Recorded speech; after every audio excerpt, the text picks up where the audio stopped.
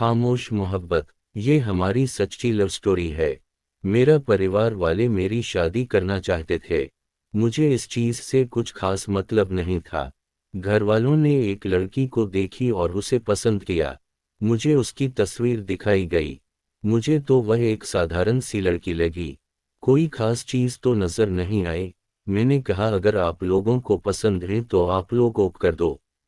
सगाई हो गई। मैंने तो न कभी कॉल की और न कभी उनके घर गया। मुझे इन सब चीजों की फिक्र ही नहीं थी। मैं अपने जीवन में खुश था। अच्छा खासा पैसा कमाता था।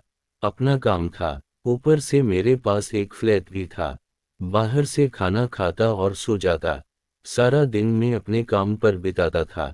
दिल किया तो घर जाता, नहीं तो अपने फ्लैट में ही सो जाता था।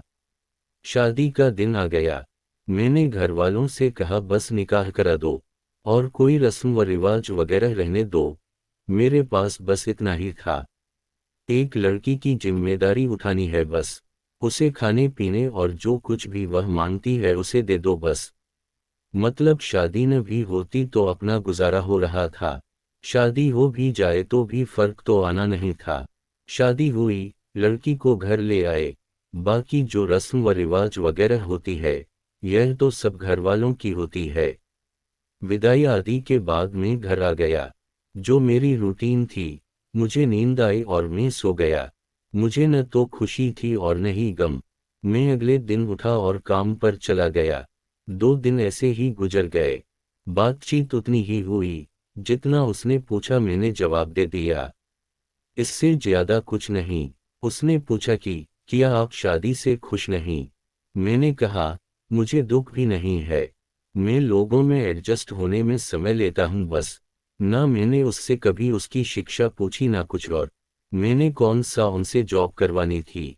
1-2 बार मां के कहने पर घर छोड़ने गया। ना मैंने उसको पर्दा करने को कहा ना हिजाब का। उसको जो अच्छा लगे कर ले। मतलब कि मेरा कोई दखल अंदाजी नहीं थी। सोचने पर वह भी मजबूर थी कि बंदा है क्या चीज। मैं सो रहा था। उसने मेरे पैर का अंगूठा पकड़ा और मुझसे कहा कि उठो और नमाज पढ़ो। मैंने चारों ओर देखा। खैर, मैंने उससे कुछ कहा नहीं।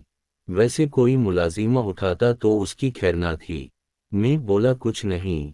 मैंने सोचा चलो अब उठ गया तो नमाज पढ़ लो। 2 रकात नमाज अदा की और फिर बिस्तर पर। अब वह मेरे पास ही बैठ गई। कुरान पढ़ने लगी। मैं मस्त होकर सोया हुआ। आवाज तो आहिस्ता आहिस्ता आ ही रही थी। खैर मैं उठा, नहाया, नाश्ता बना दूं। आवाज आए। मैंने कहा नहीं, मैं नाश्ता लेट से करता हूँ। और मैं अपने काम पर चला गया। वापसी के टाइम लेट हो गया था। मैं घर नहीं गया और फ्लैट में ही सो गया। अगले दिन जब मैं घर गया तो मेरी अम्मी ने क्लास ली कि तुम घर क्यों नहीं आए। अब तेरी शादी हो गई है। जितना मर्जी लेट हो जाए घर आना है। वह पास ही खड़ी थी। मैं अच्छा कहकर जाकर कमरे में सो गया। थोड़ी देर बाद वह भी कमरे में आ गई।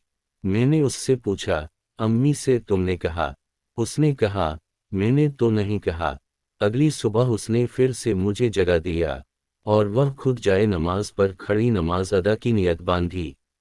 अब बांदा उसे क्या कहे। खैर मैंने भी शर्मिंदगी से वजू करके नमाज पढ़ी। फिर उसने कहा आप मेरी बात सुनिए। मैंने कहा जी कहिए। मैं आपकी बीवी हूँ। मैंने कहा हाँ जी। पत्नी के कुछ हुकूक अधिकार होते हैं। मैंने कहा पता है। उसके बाद वो कुरान पढ़ने लगी और मैं चुपचाप अपने मोबाइल पर लगा रहा। अगली रात वह शरारतें करने लगी। जैसे तैसे मैंने उसके हुकूक अदा किए या उसने अपने हुकूक ले लिए। धीरे धीरे वह लड़की मेरे जीवन का अभिन्न अंग बनने लगी। खैर, अपनी भी मजे होने लगी। उदाहरण के लिए, सब कुछ तैयार मिलने लगी। कपड़े, जूते आदि हर चीज अपनी जगह पर मिलती, चाहे कहीं भी फेंक दो। नमाज पढ़ने लगा था अब। मतलब उसके आने से अब जिंदगी बेहतर हुई थी। और बहुत अच्छे से घुल मिल गए थे हम। जब वो कुरान पढ़ रही होती तो मेरा सिर उसकी गोद में होता या उसके पैर पर। आवाज प्यारी थी। अक्सर सो भी जाता। लेकिन जब तक मैं खुद ना उठता वह जगाती नहीं, कुरान पढ़ती रहती। मैं अक्सर काम पर लेट जाने लगा। उसकी गोद में सिर रखकर सोने का मजा ही अलग था। एक दिन जब मैं घर से काम करने जा रहा था, तो उसे आवाज दी और उसके सर को चूम लिया। शाम को घर आया तो रंग रूप ही बदला हुआ। मैंने ऐसा खुश बंदा देखा ही नहीं। मैंने सोचा कि यह तो काम ही बहुत सस्ता है। अब हर रोज उसका माथा चूम कर जाता।